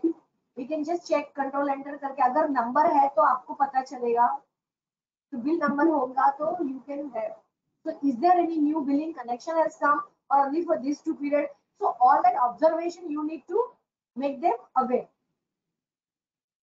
And then so this is how what is my today's purpose is that with limited time I want to show you it is available there. Only thing is we have to make use of it. Then is repeated transaction. What is the advantage of repeated transactions? If this is the amount, say one like Kavita read 18 times that is featured. So you will have the idea that this account needs my attention or not. At one go you are having, you will have your own observation, duplicate posting, please check. अगर same time पे कुछ आ रहा है जा रहा है, everything is you need to cross check. So ultimately it will give you an insight. Tally has tried to pull out the details for you to design your audit basically. Then RSF, forensic audit. This RSF is a very popular noun. What do you mean by relative size factor? Relative size factor is that in any ledger, the first highest transaction and the next highest transaction, the difference between this will be RSF, and it should be one is tolerable limit, one or two. So if you go here and just check, see, it is giving you information, and then you can probe into there cannot be every time an error, but it gives you insight that this account needs your probing into. So if you see electricity charges having highest relative size factor, so immediately you will probe into. So this is what I was wanting to highlight. Okay, whenever there is a RSF is on a higher side, you really want to see it. Not necessarily there is an issue, but it will require your attention. Okay. And then we go to, this is interbank transaction is going on for ages. Nowadays it is the RTGS, so hardly there will be a delay. But this was introduced in the before 10-15 years for finding out the delay in interbank transactions, because the party will lose the interest, if there's a delay in the things getting clear. Then cash withdrawals, it is also very important. When you have a withdrawal slip signed, immediately it should be withdrawn. But in the COVID scenario, there may be delay, so there needs to be an explanation why the delay is there. I gave you money to deposit it into the bank, why it is not deposited in the same day, why there is a delay of 2 days, 3 days. That all need to be questioned and answered. So that is why this report is available to you. Then very, very, very super feature what I find is this fixed asset analysis. What benefit you get here is that 180 days less than and greater than details are immediately available to me. I press Alt F1 and it is coming out with the days. So I see when I have purchased something, I don't need to keep calculating. So these days are available to me readily. You export this chart in Excel and you are ready with the answers. So I hope the participant will understand that fixed asset analysis is already inbuilt there. If you go to fixed asset grouping, you will not have this detailed information. So this detailed information, date-wise purchase, days also worked out for you. Is this readily information is available? Please make use of it. Then transaction on holiday, gray area for anything wrong happening. So you need to decide holiday configuration. So on the right side there is a button Q, Alt Q, and then you press Sunday is your holiday or a Friday as the case may be, and then these are the other days which are holidays, prescribed holidays you have configured. Other than that days, if there are transactions happening, you may inquire. There will be genuine reason, fine, fair enough. But as the auditor, I will probe into and I will check what was the reason why he has to come on the holidays. And there are certain vouchers of the office expense part. Even if person has not attended, not done any transactions, so that all can be addressed to. Highest and lowest value transaction. It is also one way of filter available to us, readily available information, which will also, it is as good as like RS says, कि highest and lowest के बीच में difference कितना ज़्यादा है, so that will give you an insight in this particular ledger. I need more attention. So whenever you see like this, what is bank charges will be lowest transaction of rupees 250, you know, so that can be the differential. So it is not necessary there is something wrong, but it will give you an insight. Okay, so again there is some advances pending, that also they have parked somewhere. So advance given to someone is still lying unaddressed, needs to be checked. So that is why they have, you know, put it for us. You can use it as per your requirement, because in 269 SS loans and advance given also you need certain information. Scale checks now, again I said RTGS, so it is very rare, but still you can find out some checks, the lists are lying ideal, whether that has been utilized or not. So that report is coming so many days, this transaction is age based, so why reversal has not been done. 3 months is now the only available limit of any check to be passed or cleared, or so that all reports are available to us, readily available. So you can ask the accountant why it is so. So if the transaction need to be reversed, they can reverse the same. Okay. Now the important is voucher verification. Now to do the voucher verification, I need to have a sample. Okay, we are having sampling method. So again, you go to master configuration. Here is a sampling method available in Tally, which is inbuilt. So I want to check AMC sales. They are giving me options, sampling methods, all vouchers, amount raised, Benford, even numbered, odd numbered, specific period or specific voucher. So if I define say 50,000 से ज़्यादा or any amount more than 50,000 I want to check. So you have a checking available criteria. So criteria is once defined, you will have a database available to be to be checked with, right? So I have say 998 transactions. I have sampled 164 transactions. Certain things are verified. There are certain things are for my internal observation. Certain thing is for external observation, and there are certain transaction which is altered. So if I press right arrow, this is the right arrow jumping, and I can go here and check.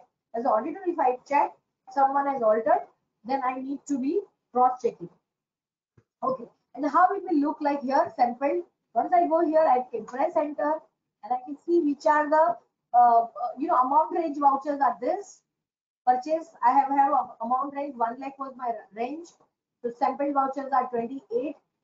From that 28, which month it is a portion.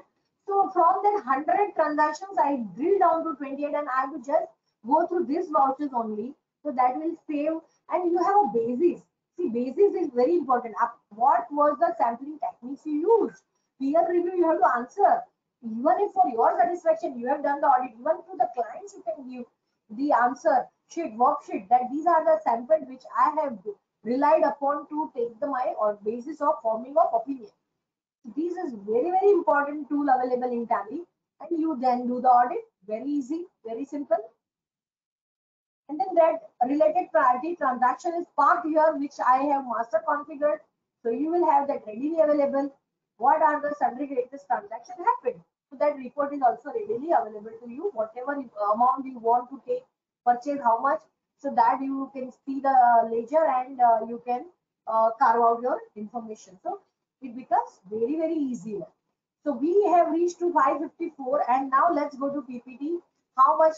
So these module is data analysis, totally available to chartered accountants. Accounts spread up during the year, filters for items are also available.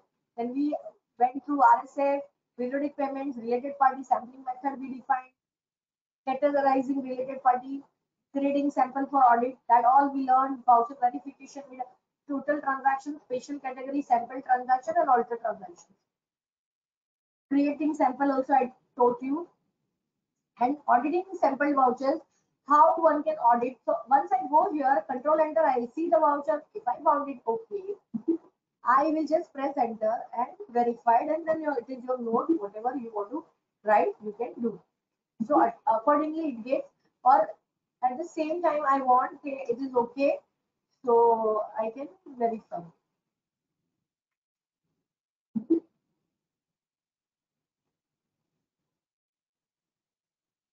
So I can select with space bar once I am okay with it. So more than 2-3 vouchers can at one go can be verified. Okay.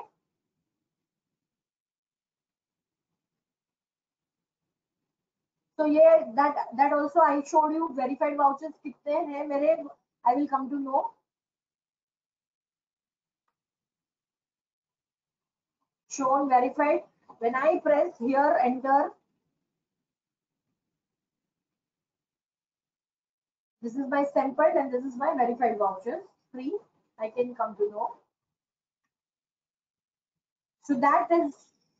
Then there is an exception report also they have given in time. See what? So now this is completes your module data analysis and voucher verification.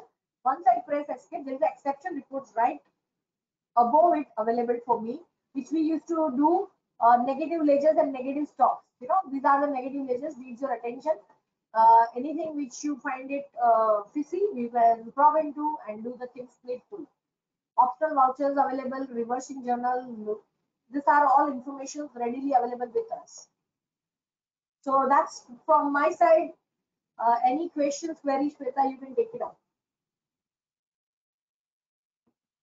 Participants may agree. I took this in 30 to 35 minutes, the walkthrough. So what you have to understand, as an auditor, if the principal just takes half an hour time and see the data of Tally, he can design the product for the article clerk. I will have 2-3 more minutes. I will show you in Tally ERP 9 there is a proper audit module also available. So we have some questions. You go on. How do we know what to press to get required report? Huh? How do we know what to press to get required report? I mean, I think Right Aditi. side there is a button. See, right side there are buttons. Can you see my screen? Change view, exception report. So I will just click on that, or control. 2 underline means control, one underline means alt. Press alt and A together.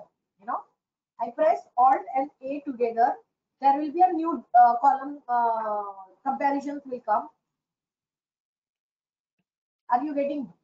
These are every button is highlighted on the right side or the top menu, whatever you want to do. I want to export the data, I go here. I want to mail the data, I go here.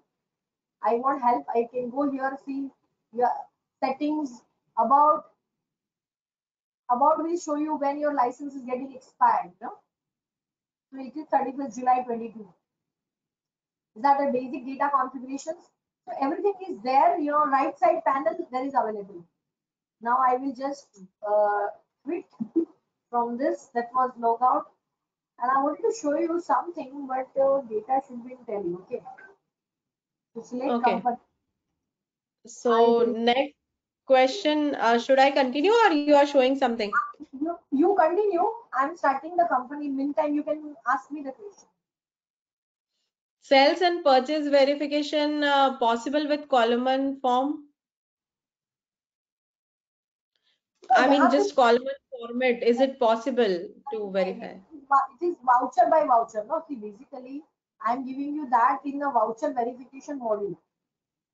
So my voucher verification module, once I go here, I have said sales. What is this question I am understanding?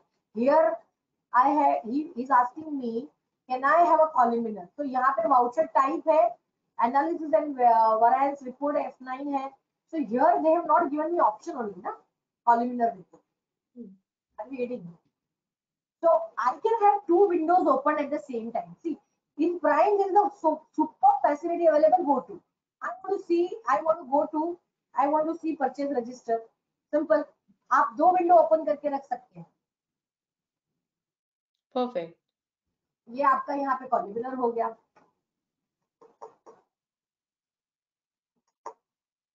ये आपको 2 tally खोल के रखना पड़ेगा क्योंकि movement you escape from this.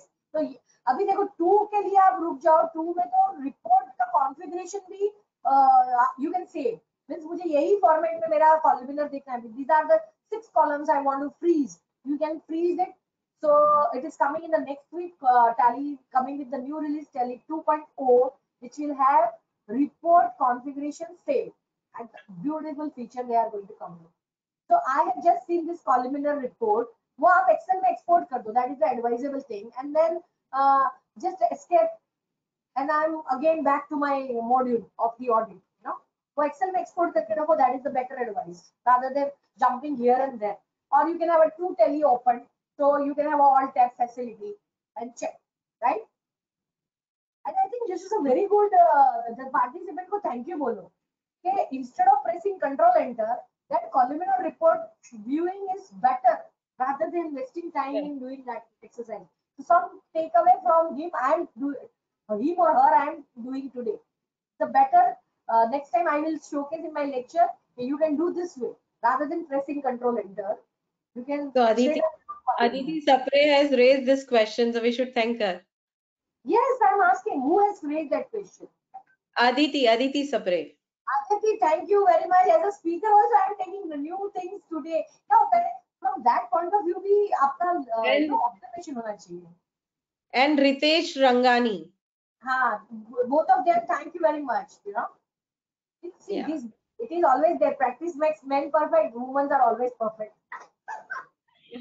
Just kidding, but I'm really enjoying the session. I hope everybody you will take help. See, this is not statutory audit. It is for internal audit also. You can use this feature. Though there is no restrictions. You know, understand that. Any further question? Yeah, one more. Aditi is raised one more question that please explain RSF again. Achha, RSF again. Okay. See, data analysis. What is RSF? Is relative size factor, meaning in that particular ledger, first highest transactions and the next transaction बीच का जो difference है वो highest है. अभी यहाँ पे computer junction में 17 point है. So what they have done 336 divided by 19,000. That is the second transaction, and the quotient has come. Answer has come 17.07. So which gives you idea कि ये पार्टी के साथ एक बार बड़े अमाउंट का सेल हुआ परचेज. अभी उसके पर तो किसी का कंट्रोल हो ही नहीं सकता है. This cannot be part of this, but regular transaction जिसके साथ जितने का हो रहा है और उसमें हेवाई ट्रांजैक्शन हो रही है, so obviously it will be a point of concern. Are we getting? Got it. So okay, अभी देखो courier charges आपका देखो सब 1600 चल रहा है. Why there is a 4,400? So that explanations you may ask call for. You know, that is the only transaction which is highest. Understand that. So आपको immediately the transaction which you need to go into, हम लोग laser scrutiny करते थे तो हम हमारे दिमाग से करते थे. अभी क्या हो गया, ये artificial intelligence. It is throwing the data to you that you need to check this data. You understand that? Maybe answer may be positive or you may approve the transaction. That is the whole together different scenario. But the things what I am trying to highlight is that they are giving you the important information on your tips. And you can understand the payment is also not done of that transaction. The party has the habit of making payment immediately. So that is also a question. The wrong thing coming to wrong ad. ऐसा कुछ भी हो सकता है. You understand? Okay, next, Sweta. Yeah, next question is, can we check if any entry has been deleted or added after the audit? Yes, it will be prompted you. मतलब total. जैसे मैंने बताया, right now I showed you ना कि something was altered.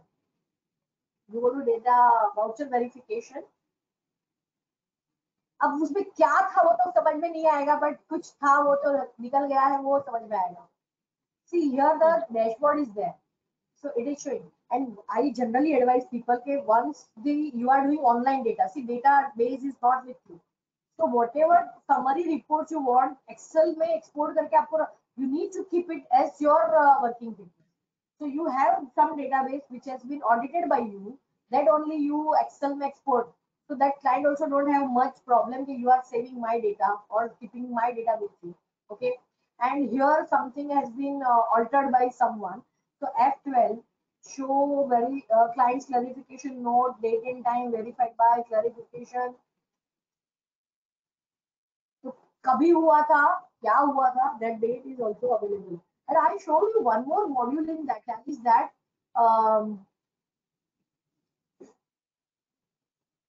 there's a tally audit. The tally audit here, it comes as information if something has been altered. So for example, if ये तो मैंने ही डाला है आज डाटा, क्या मैं उसको जाके डिलीट कर देती हूँ, पर ये ऑडिट नहीं हुआ है तो वो उधर नहीं आएगा. मुझे पहले तो वो डेटा को ऑडिट करके बाद में डिलीट करना चाहिए. So then you come to know ना.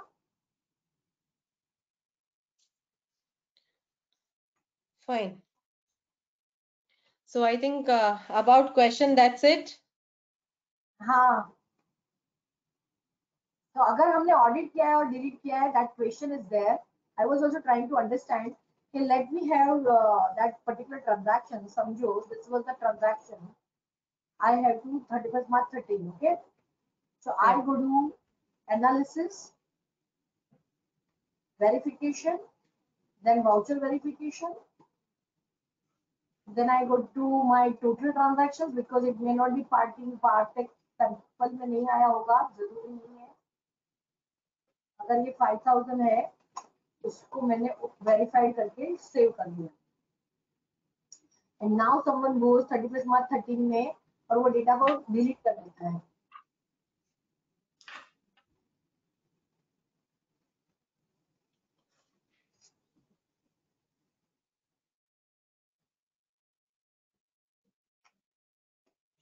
क्या मुझे इंफॉर्मेशन वहां पे मिलती है क्या?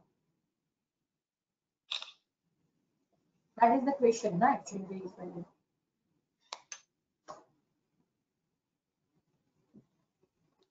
Okay. This is not taking into the account, ना. Deleted transaction is not featured here. यहाँ पे देखो, लेकिन 998 में 2 ट्रांजैक्शन कम हो गए. That will be the way you will be come to know. So that is the how we have to judge. When I started doing the audit, transaction was how much. तो इसका screen snapshot आपको लेके रखना पड़ेगा, क्योंकि delete हो गया तो वो वहां पे है ही नहीं ना. So यहाँ पे डायरेक्ट कम हो गया तो यहाँ पे वो आएगा ही नहीं डैशबोर्ड में. But I think we can take it as an input, and I can suggest Tally, okay, once the audit starts, then there has to be some trail on this type of transactions happening later on. No? I should also have a count of deleted transactions after I done the audit. Okay. This is very interesting session for me. I am also taking 2-3 inputs from the participants. Thank you very much. और बताइए Sita ji. Bas question is that's it. Thank you so much for this wonderful webinar, what I should say, and you answered each and every question. So I request to our coordinator Sharon to present a very well-deserved vote of thanks for this Power Pack wonderful webinar. Sorry. Very good evening to everyone. Sharon, we can't hear you.